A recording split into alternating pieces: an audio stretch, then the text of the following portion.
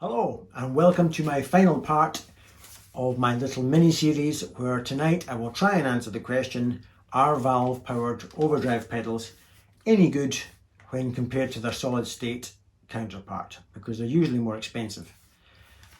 I'm going to play just a few seconds on each pedal. I've tried to keep the output volumes consistent. I'll not be tweaking little individual controls on the pedal, that's done already. That's not what this video is about because it would get incredibly boring really quickly if I did that. I've got my little list here.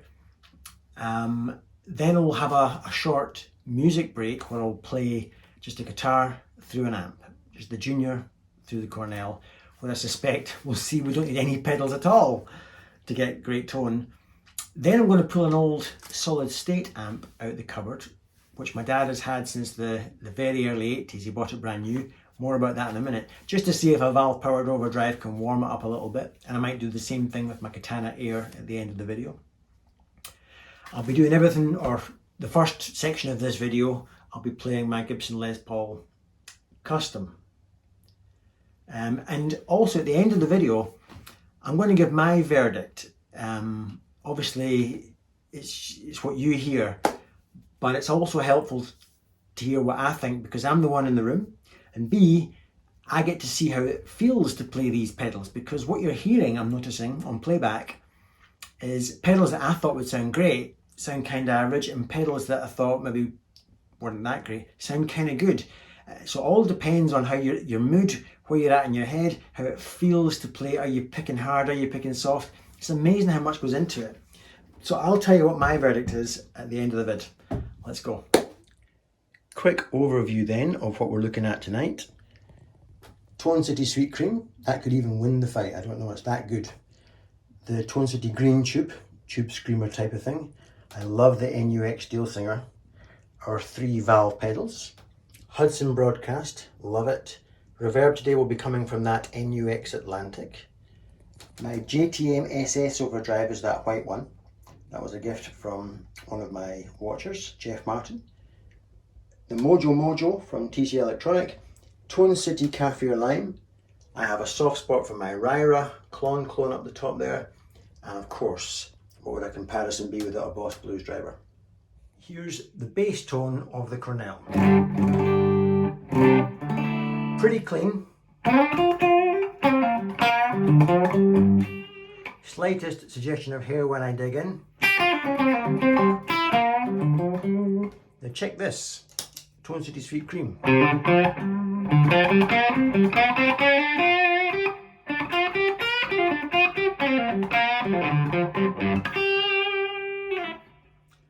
I love that. Green Tube.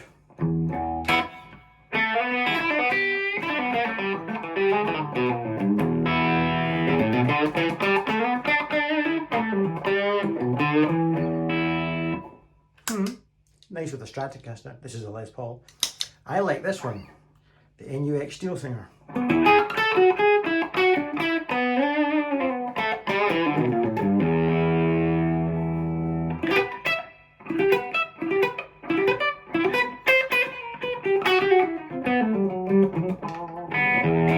I like that. Page.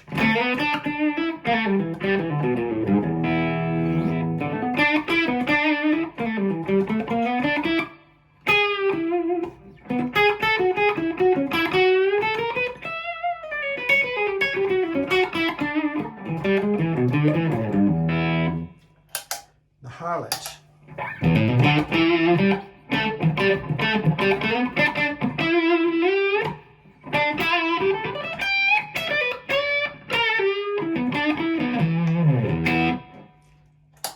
The Jim Hagerman.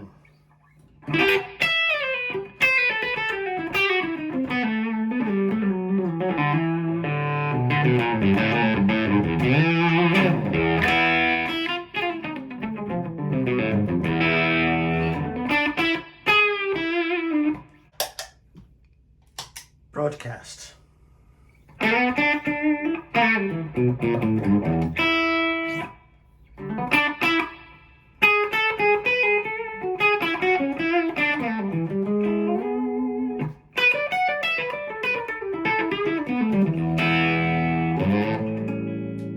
really like the broadcast.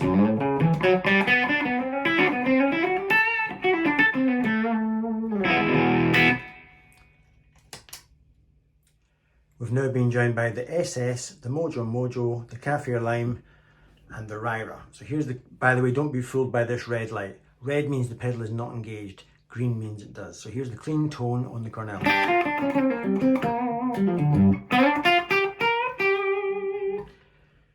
SS, one of my favourite overdrives, probably my favourite overdrive up to this point before I got the valves. It's quite like the sweet cream, very full and warm and juicy and gives you a cuddle.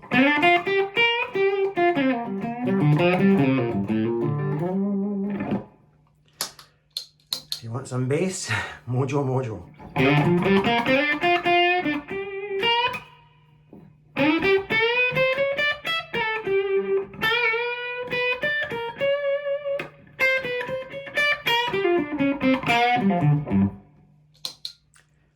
Kaffir Lime for some honk.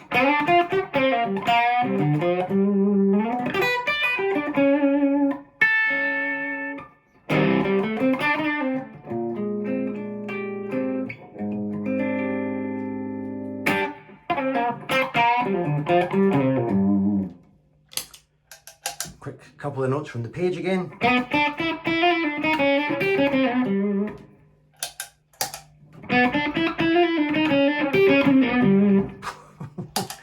That harlot makes me laugh every time.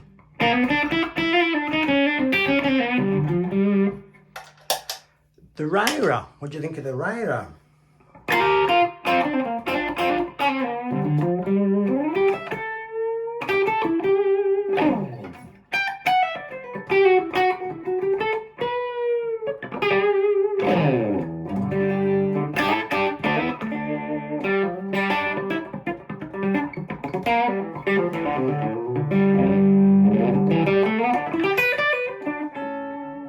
Very honky.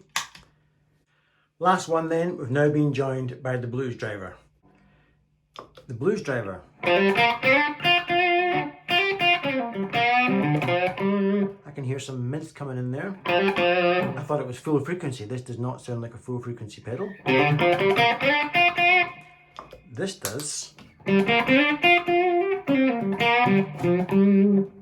That sounds, there's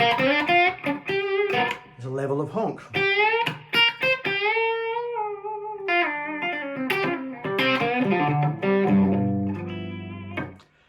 Now, I was recently in touch with Simon Jarrett from Kingsley to thank him very much for getting this to me nice and safely, and in his reply he asked had I tried pushing it yet with another pedal, something that isn't too heavy in the bass end. So this one isn't too heavy in the bass.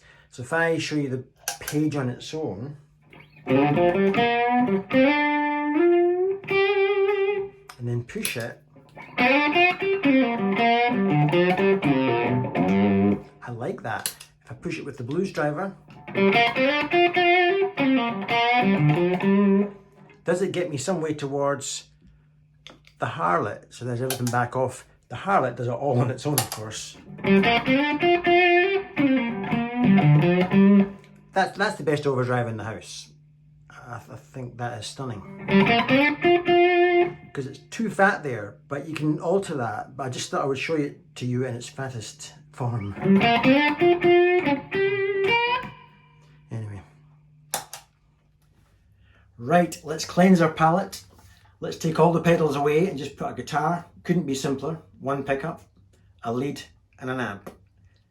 Let's just remind ourselves that maybe we don't need any of this overdrive stuff.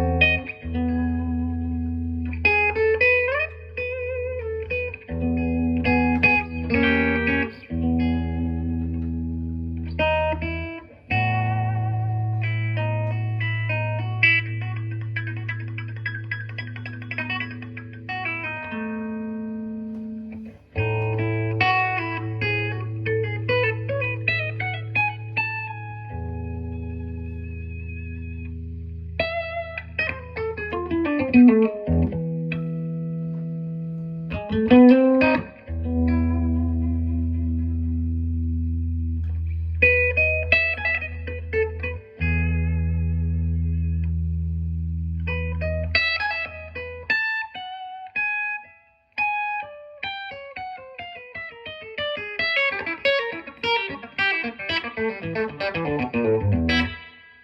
I have a surprise for you. I'm going to try my valve pedals through this solid state amp that my dad bought. Now, this must have been, what do you reckon it is? 1982, 1983. This is my dad's, so it's immaculate condition.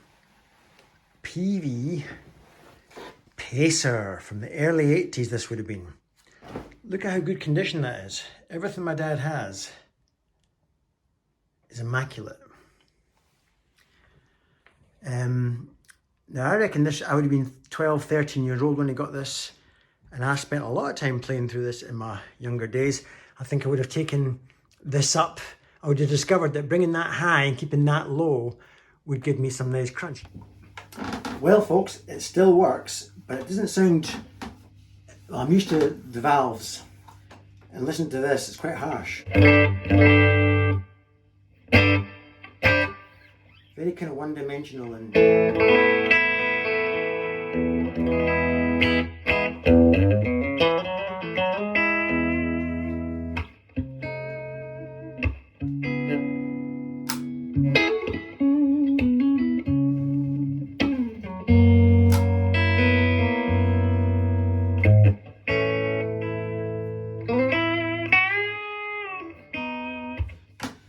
yuck.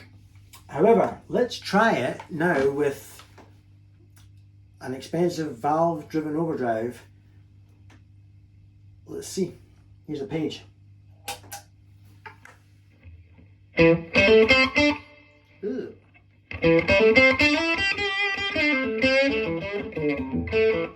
I'm surprised, that doesn't sound good at all. Let's try it with a Harlot. Oh my God.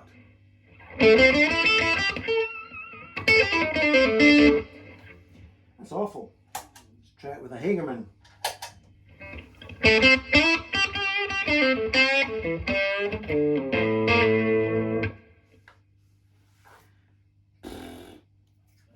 Now I have the Katana Air, which without any pedals at all sounds like this.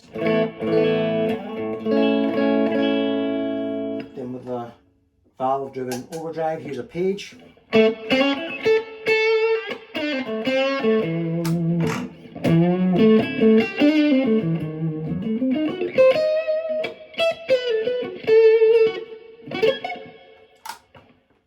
The Harlot.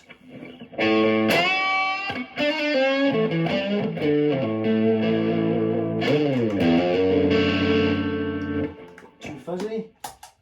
With a Hagerman.